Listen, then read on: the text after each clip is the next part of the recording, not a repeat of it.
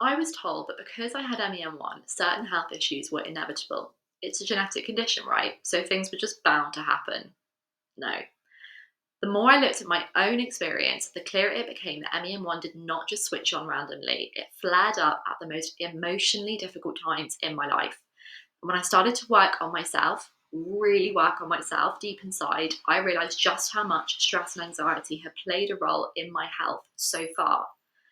In this video today, I'm sharing how stress and anxiety created my disease in MEN1, what I've learned about the mind-body connection, and why addressing stress has been one of the most powerful things I've done for my healing journey. Stay with me till the end because this is something I wish I'd understood much sooner. It would have brought about my good results way quicker. When I was diagnosed with MEN1, I was told to expect certain problems. And for a while, I just accepted that. It was in my genes after all, and I didn't even think to question it.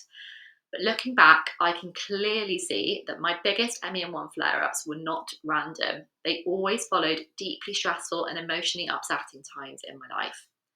The most obvious one for me was during my teenage years when my parents' marriage started to fall apart. That period was one of the hardest I've ever been through, and surprise, surprise, that's exactly when my MEN1 symptoms started accelerating. What I've come to realize is that just because something is genetic doesn't make it hardwired to happen. Genes are like light switches. Certain things can turn them on or turn them off. And in my experience, stress and emotional turmoil were some of the biggest triggers in my MEN1 journey. When I started actively working on myself through inner work, transformation modalities, and healing practices like yoga and meditation, I was introduced to something that completely changed how I saw disease, and it's called the energetics of disease. Disease is exactly that, a lack of ease in the body. It is trapped emotion that I wasn't able to process at the time. And in some cases, it's emotion I may have inherited, unprocessed trauma from those who came before me. So when I started releasing these layers, working through my thoughts, beliefs, and emotions via breath work and a deeper connection to my body, I noticed something. The stress and anxiety I'd carried for years started lifting. And when that lifted, my body changed and I felt different. My symptoms shifted, and I realized that no matter what supplements, diets, or protocols I followed, if my body was still holding on to stress, no amount of healthy habits could override that whatsoever. This isn't just an idea, it's something researchers have actually been talking about for a very, very long time now. Cell biologists like Professor Bruce Lipton and quantum physicists like Dr. Joe Dispenza have spent their entire careers showing how stress and anxiety underlie almost every known disease. Why? Because these emotions are rooted in fear.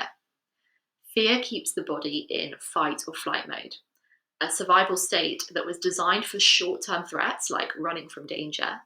But if the body never exits that state, the cells adapt to that low frequency vibration, and over time, that stress accumulates into disease. And this is exactly why I say don't waste your money on expensive supplements until you know you're accessing a healing state. Because a stressed gut cannot digest anything properly. I learned this the hard way. I tried everything: diet, exercise, toxin free products. And while they helped a little bit, they only took me so far because I had to go deeper. I had to look internally at the thoughts, the beliefs, and the emotions that were keeping me in a stress and anxiety state, even when I didn't think I was there. When I started to do this, that's when real change happened. So for me personally, addressing stress and anxiety wasn't just about feeling better mentally. It was the first step to actually healing my body. And if I could go back and tell myself one thing, it would be this: to start here first.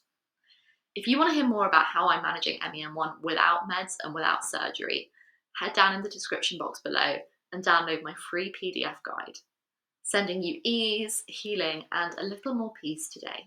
And I will see you in the next video.